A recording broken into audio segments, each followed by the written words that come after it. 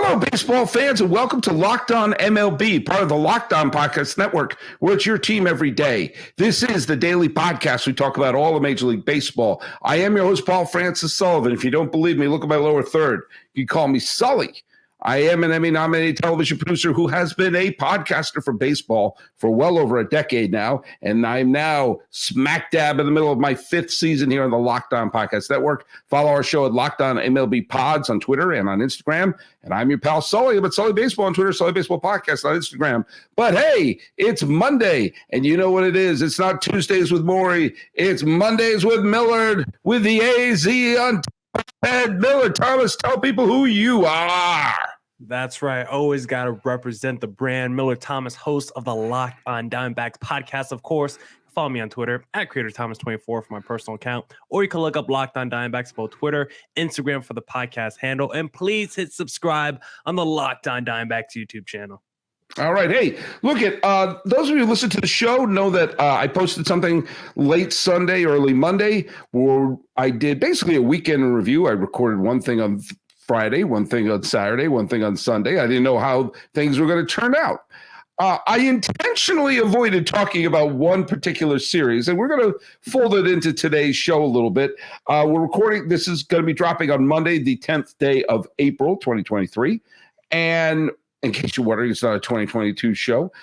An interesting matchup is happening in the desert the day after Easter, which is the Milwaukee Brewers are taking on the Arizona Diamondbacks. Now, I talked about the Brewers a little bit on Sunday, where they did very well against their rival St. Louis Cardinals. Thank you very much. And it was imperative for the Milwaukee Brewers to start the season well. And they did. They've won 7 of their first 9 games, because if they stumbled out of this block, there would be whispers of, should they blow the team up? Should they trade Corbin Burns? Should they not go for it this year? Blah, blah, blah, blah, blah.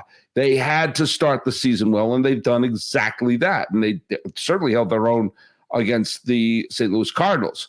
But wait, stop the presses. Off they go to Phoenix, and another team that has started off the season on the right foot. And in fact, as of this recording, are currently tied for first place and did very well against the Los Angeles Dodgers. Thank you very much. That would be your Arizona Diamondbacks. Talk to me a little bit about smacking the Dodgers around. And let's face it, coming out of the gate in an impressive manner. Yeah, back-to-back weeks are starting their crossover off with a little Dbacks talk, because back-to-back weeks they're ending their Sunday night with a win over the LA Dodgers. Last season, the Dbacks went 5-14 against the LA Dodgers. So far, through the first 10 games this season, the Dbacks already have matched that win total from last year with 5 wins against the Dodgers this season. And in this most recent series where they took 3 out of 4, you would have thought the Dbacks were the big bros compared to LA, because offensively, those 3 wins, they absolutely exploded. Started Friday night where they got a couple bombs off Clayton Kershaw later in that game when Longo and Corbin Carroll went back-to-back. Basically, ever since that moment, this D-backs offense has been insane. They had like 17 hits and 12 runs on Saturday with no walks drawn. And then on Sunday, they hit no home runs, another 16 hits, another 11 runs. They had 18 2-out RBIs in this series. I think they went 18 or for 38 or something with runners in scoring position. The offense was phenomenal. Everyone from the top to the bottom. Right now, shortstop for the D-backs, whether it's Geraldo Perdomo or Nick Ahmed, they're getting great offensive contributions. Josh Rojas, as the leadoff man, has been hot recently, and just up and down the lineup against this series against the LA Dodgers, everyone was hot. The offense exploded, and right now, through the first 10 games of the season, after facing the Dodgers twice and the Padres, the D-backs are sitting in first place, or at least tied for first place in the NL West. I don't think you could have scripted a better start to the D-back season. Especially when you consider how awful the season could have started. I mean, the Dodgers and Los Angeles and San Diego, everyone was picking which one. Do you want to go pick the Padres or going to pick the Dodgers? And the fact that the D-backs had to face that gauntlet right out of the gate, that could have been the most demoralizing way to start the season. Yeah. And especially because there is talent on this Diamondbacks team. I don't think they're ready to win a pennant yet, but there is talent on this team. And what a kick to the clackers it would be if they just start off the season. Oh, we're getting pounded. We're getting pounded by LA. We're getting pounded by San Diego. And then all this stuff about, Carroll this or, Rojas that. It's like, oh, okay. But look at us. It's still not, we're still not in their other league. I'm not saying they're going to be in the other league, but you have to face these obstacles. And remember, they don't play the Dodgers and the Padres as often as they did last year. Yeah. So it isn't like, the Dodgers are only going to have a few chances to kick the snot out of the Diamondbacks over the season. We saw Smith with a couple of doubles on Sunday. Walker, got a big hit. McCarthy got a pair of hits, including a double. Everyone in the lineup had a hit on Sunday. And Nelson pitched good enough to win. That was a classic good enough to win start. And, again, the final score 11-6, but I think that's a little misleading because the Dodgers scored 3 late runs to make it seem a little closer than it really was. By the 5th inning, this game was over, and they took the final 3 games for the Dodgers.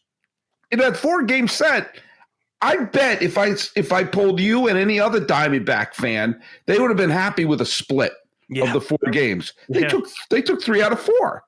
That's why I previewed going into the series. I was like, if you play the Dodgers twice to begin the season and you split both series in a 4-game set, you take that as a win. And what was so interesting about Sunday's game is Ryan Nelson, you brought up how he was just like good enough to win. It was the first quality start by Dbacks starter all season where someone pitched into the 6th inning, finished 6 innings, and had 3 earned runs or less. No one has done it so far. And now for the Dodgers, they don't face the Dbacks again for another 4 months. You talk about the new balance and schedule. The D-backs and Dodgers don't face off again until August. So this was a great chance for the D-backs to build that lead and get a little early momentum against the Dodgers and build in a little cushion in that division because you already played the Padres once this month. You're going to play them again before the month ends. And then both of those teams you don't see again until like the month of August, 4 months. Right. So if the D-backs are able to have a good series against the Padres later in this month, and now all of a sudden you're above 500 against both the Dodgers and Padres, and you build that early lead in the division in that first month of the season, then don't have to play them again for another few months.